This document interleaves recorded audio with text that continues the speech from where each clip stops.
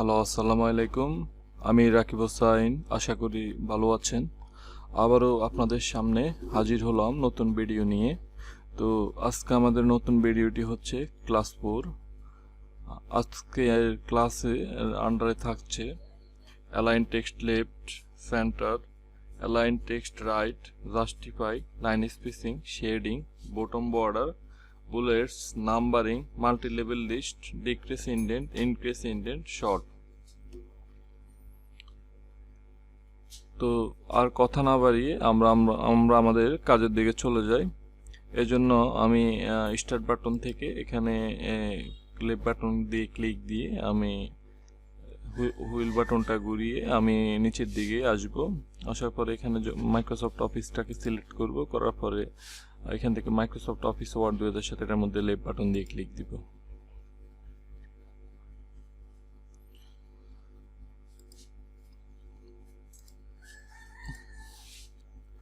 তো আমাদের পাশে যে অপশনটি আছে এটার নাম হচ্ছে অ্যালাইন টেক্সট লেফট। আমরা যদি কখনো লেখাকে বামে নিয়ে আসতে চাই তখন আমরা এই ফাংশনটি আমরা ইউজ করতে পারি।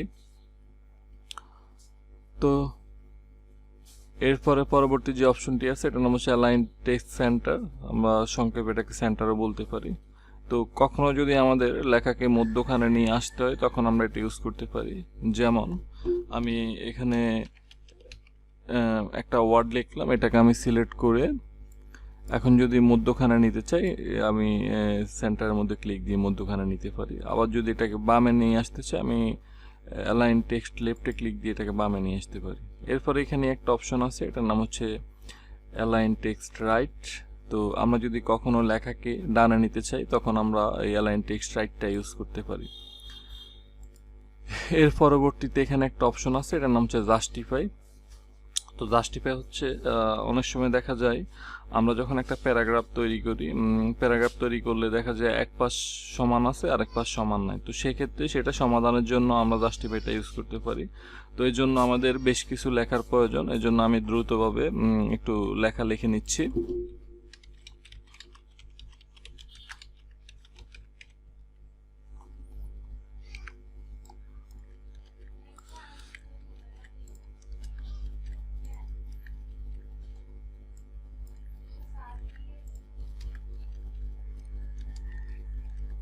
তো দেখুন, লক্ষ্য করে দেখুন আমাদের এই প্যারাগ্রাফটা বা ইয়াটির এই পাশটা মিলানো আছে কিন্তু এই পাশটা মিলানো নেই। সেক্ষেত্রে আমি এখন এটাকে সিলেক্ট করলাম, এখানে গেলাম, জাস্টিফাইতে ক্লিক দিলাম, ক্লিক দেওয়ার সাথে সাথে দোনো পাশ সমান হয়ে গেছে। তো এটাই ছিল জাস্টিফাইয়ের কাজ। এরপরে পরবর্তী যে অপশনটা এটাকে বলা হয় লাইন স্পেসিং। আমরা যদি এক লাইন থেকে আরেক লাইনের দূরত্ব বাড়াতে চাই তখন আমরা অবশ্যই লাইন স্পেসিংটা ব্যবহার করতে পারি। এরপরে এখানে যে অপশনটি আছে এটার নাম হচ্ছে শেডিং। এটা হচ্ছে আমরা যখন বায়োডাটা বা বিভিন্ন ফর্ম তৈরি করব তখন দেখা যাচ্ছে আমাদের টাইটেলকে হাইলাইট করার জন্য এটার নিচে কালার ব্যবহার করা হয়, সেক্ষেত্রে আমরা শেডিং ব্যবহার করতে পারি। যেমন এক্সাম্পল আমি এখানে লিখলাম অ্যাড্রেস। তো এটা লেখার পরে আমি জাস্ট এটাকে সিলেক্ট করলাম, এরপরে এখানে গিয়ে শেডিংয়ে গেলাম, এখান থেকে আমি যে কোনো একটা কালার দিয়ে এটাকে হাইলাইট করে দিলাম। তো এটা ছিল শেডিং এর কাজ। আবার শেডিংটা যদি বাদ দিতে চান এখান থেকে আপনি গিয়ে নো কালারে ক্লিক দিলে এটা বাদ হয়ে যাবে। এরপরে এখানে যে অপশনটি আছে এটার নাম হচ্ছে বটম বর্ডার। আমরা যদি কোনো লেখার মধ্যে বর্ডার নিয়ে আসতে চাই এখান থেকে অল বর্ডারে ক্লিক দিলে বর্ডার চলে আসবে, আবার এখান থেকে নো বর্ডারে ক্লিক দিলে বর্ডার চলে যাবে। এরপরে উপরের এই ফাংশনটিকে বলা হয় বুলেটস। তো বুলেটসের যে বিষয়টি সেটা হচ্ছে আমরা যখন বিভিন্ন পয়েন্ট লিখি এখন এই পয়েন্টগুলোকে আলাদাভাবে নজরে আনার জন্য আমরা বিভিন্ন সিম্বল ব্যবহার করে থাকি, আর সিম্বলগুলোকে সাধারণত বুলেটস বলা হয়। তো এখন আমি এক্সাম্পল কিছু পয়েন্ট লিখতেছি।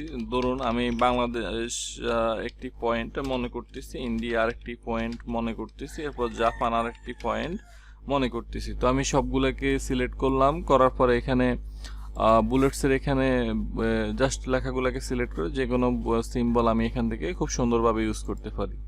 এখন ধরুন আমার আরেকটা সিম্বল প্রয়োজন, আরেকটা পয়েন্ট আছে, তো আমি লাস্টে যেই পয়েন্টটি আছে এটার পিছনে কার্সর রেখে আমি এন্টার দিব, এন্টার দেওয়ার সাথে সাথে আরেকটি সিম্বল অটোমেটিকভাবে চলে আসবে, তখন আমার পয়েন্টে লিখতে পারবো। আবার যদি মনে হয় যে না আমার এগুলা প্রয়োজন নাই, আমি বাদ দিব, এগুলাকে সিলেক্ট করে জাস্ট বুলেটে ক্লিক দিব, এখান থেকে নানে ক্লিক দিলে এগুলা বাদ হয়ে যাবে। এরপরে এইখানে যে অপশনটি আছে এটাকে বলা হয় নাম্বারিং। তো এই নাম্বারিং এর মাধ্যমে আমরা সাধারণত বিভিন্ন রোমান সংখ্যা, এরপরে বিভিন্নভাবে বিভিন্ন পয়েন্টের সামনে নাম্বার, ABCD এগুলো আমরা ইউজ করতে পারি। ক্লিক দেওয়ার সাথে সাথে হয়ে যাবে। বুলেটসের মতোই আমার আরেকটা পয়েন্ট দরকার থাকলে লাস্টেরটার পেছনে কার্সর রেখে এন্টার দিলে আরেকটা চলে আসবে, এরপর আমি আমার পয়েন্টটা লিখতে পারবো। তো এটাকেও যদি বাদ দিতে চাই এখান থেকে নানে ক্লিক দিব, নানে ক্লিক দিলে বাদ হয়ে যাবে। এরপর এখানে একটা অপশন আছে, এটার নাম হচ্ছে মাল্টি লেভেল লিস্ট। তো মাল্টি লেভেল লিস্টের যে বিষয়টি সেটি হচ্ছে যে আমরা ইতিপূর্বে বুলেটস এবং নাম্বারিংয়ে যে কাজগুলো করেছি মাল্টি লেভেল লিস্টের ভিতরে সেম কাজগুলো, তবে এটার মধ্যে কিছু ব্যতিক্রম কিছু ব্যাপার আছে যেটা আমরা রেফারেন্সে গেলে দেখব।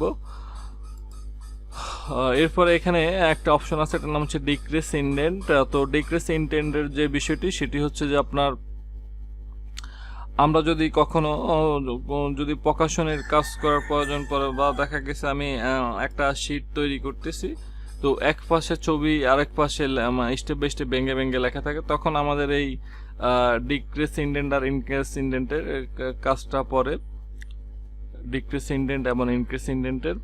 তো এখন আমার অলরেডি লেখাগুলো তো বামে আছে, এজন্য আমার এখন এই ডিক্রিস ইন্ডেন্টটা কাজ করবে না, এখন কাজ করবে ইনক্রিস ইন্ডেন্টটা। ধরুন আমি এই লেখাটাকে সিলেক্ট করে ইনক্রিস ইন্ডেন্টে ক্লিক দিয়েছি, লেখাগুলো ভেঙে ভেঙে আস্তে আস্তে সিরিয়াল হয়ে যাচ্ছে। এখন আমি চাইলে আমার এই পাশে একটা ইমেজ নিয়ে বসিয়ে দিতে পারি। তো আমরা বিভিন্ন বইয়ের মধ্যে এই বিষয়টা আমরা লক্ষ্য করেছি। তো আমরা পরবর্তীতে এগুলা যখন প্রজেক্ট আকারে কাজ করব তখন আমরা এই বিষয়গুলো ভালোভাবে দেখব। এরপরে এখানে একটা অপশন আছে, এটার নাম হচ্ছে শর্টের যে বিষয়টি সেটি হচ্ছে যে আমরা চাইলে যেটা করতে পারি সেটা হচ্ছে আমাদের বিভিন্ন সময় বিভিন্ন স্যালারি শিট বা বিভিন্ন ধরনের শিট তৈরি করতে হয়। তো আমাকে ধরুন বস বলছে যে আপনি লেটার বেজ নামগুলোকে সিরিয়াল করেন, আমি মনে করতেছি এখানে 1000 নাম, আমি জাস্ট এগুলাকে সিলেক্ট করলাম, করে আমি শর্টে ক্লিক দিলাম। এখান থেকে যদি আমি ডেসেন্ডিংয়ে ক্লিক দিই, ওকেতে ক্লিক দিই, নিচ থেকে লেটার বেজ সিরিয়াল হবে।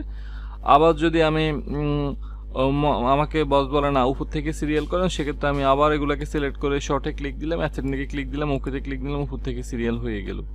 সেম আমরা সংখ্যার ক্ষেত্রে এই বিষয়টা আমরা ব্যবহার করতে পারি। ধরুন একটা স্যালারি শিটে বস বলছে যে আপনি ছোট থেকে বড় এগুলাকে সিরিয়াল করেন, 1000 ডাটা আছে, তো আমি এগুলো খুব সহজে করতে পারি। সবগুলোকে সিলেক্ট করে এখানে যাই, যদি প্রথম ডেসেন্ডিংয়ে ক্লিক দিয়ে নিচ থেকে সিরিয়াল হবে, আবার এর পরবর্তী বার যখন অ্যাসেন্ডিংয়ে ক্লিক দিয়ে ওকে দিব, উপর থেকে সিরিয়াল হয়ে যাবে।